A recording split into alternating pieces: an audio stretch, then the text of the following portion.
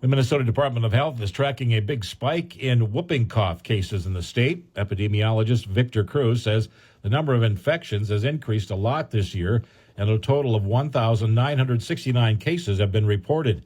There were just 61 cases of pertussis in the state in 2023. Cruz says whooping cough has been spreading since kids returned to school and people started gathering indoors. He says it's important to get treatment within the first 2 weeks of an infection.